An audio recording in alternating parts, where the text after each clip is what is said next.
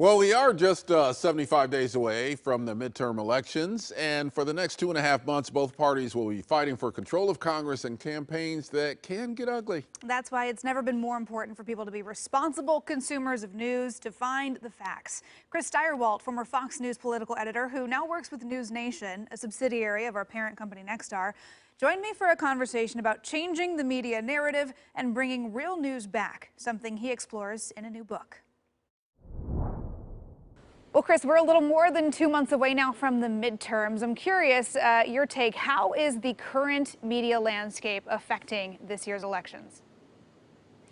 Well, I mean, it's there's a parable about the blind men and the elephant, and one thinks who's standing by the leg says it's a tree.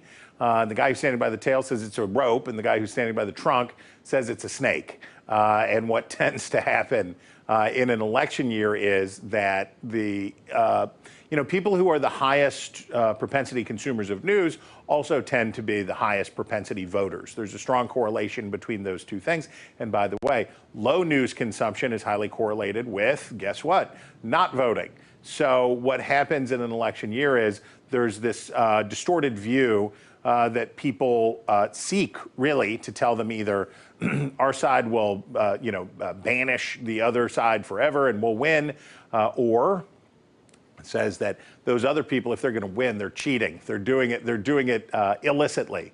So certainly those media narratives powerfully reinforce people's perceptions and expectations. Yeah, and we certainly saw that play out in the general election 2 years ago. Now going into the midterms, we're seeing some of these state and local races, maybe that in previous years would not have drawn national attention, really have a lot of focus, both for nationwide implications, for party politics. What are some of the races that you are keeping a close eye on right now? Well, I mean, certainly in Washington state next door, as you've seen in the House primaries there, this struggle inside the Republican Party. The Republican Party has been locked in a very bitter internal rivalry since really after the 2012 election. This has been going on for a long time. And obviously Donald Trump is the avatar of one of the warring factions. Maybe let's say Liz Cheney perhaps as the avatar of the other, or maybe it's Mike Pence. And this conflict has been going on for a long time. The question is basically this. Here's how I think about it. The climate favors the Republicans pretty substantially. Frustration with high cost of living, frustrations about crime, a lot of this stuff have put, and also just the midterm curse that voters tend to like divided government and frequently vote for it. Every president going back to really the dawn of the modern era has lost seats in their first midterm, except for George W. Bush in 2002 in the aftermath of 9/11.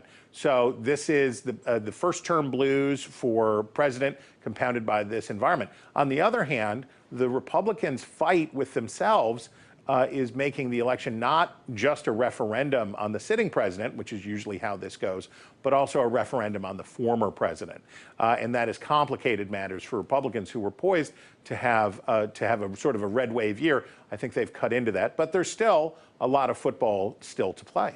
Yeah, it's certainly going to be an interesting couple of months here to watch it play out. And I think your new book could not have come out at a better time, as we have news consumers, who are really looking to learn more about the candidates, about different party platforms, feeling like they can make an informed decision going into this election and the role that media plays in that. So I want to talk a little bit about your new book, Broken News: Why the Media Rage Machine Divides America and How to Fight Back. What made you want to wade into this topic of some of the bias that we have seen creep into a lot of the national media landscape?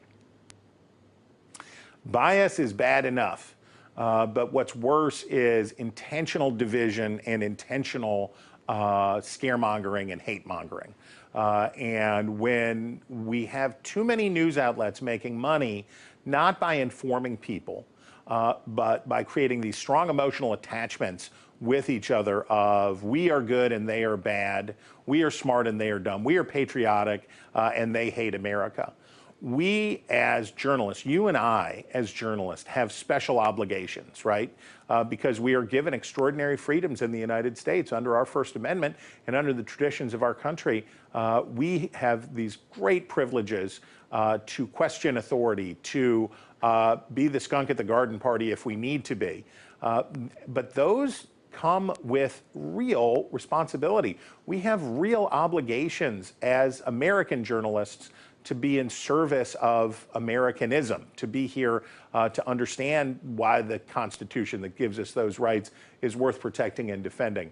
But we also, as news consumers, have a special obligation to consume our news in a healthful way, because to be good citizens, that's why it's in the First Amendment. That's why the first real act of Congress in the first Congress dealt with newspapers, because it's that important. So we as Americans have to, out of love for our country and hopefully a little love for our fellow man, our countrymen and countrywomen, that we would be better, more thoughtful consumers of news and not just eat the junk food that makes us feel good for the moment. Yeah, it's a really interesting look back, you know, at the history of journalism in this country, at how we've seen it play a role in some really big stories in politics before, and where we go from here. Where do we go from here? Is there a bright spot, and how do we get back to being more responsible producers and consumers of news? Well, certainly by watching you and tuning in to News Nation, of course, where I am very pleased now to be politics editor. It means a lot to me. There is a market for aspirationally fair news out there.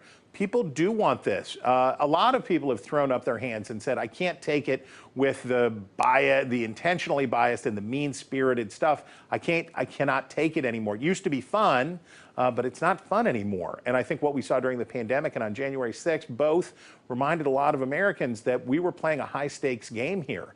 And that those people of goodwill, liberals and conservatives, Democrats and Republicans, those people of goodwill who want to make the country better, a thing that they can do is rely on trusted news outlets, and very importantly, to make sure that they're hearing a variety of points of view so that they're not surprised to find out that half the country happens to disagree with them. Sure, I know. I have conversations with viewers a lot of times, and I tell them that's why you got to check in with your local journalists. You know, keep an eye on your local news, and News Nation is one that I have added to that list of recommendations as well. Well, News Nation political editor Chris Stirewalt, appreciate your time this morning. Thanks for joining us.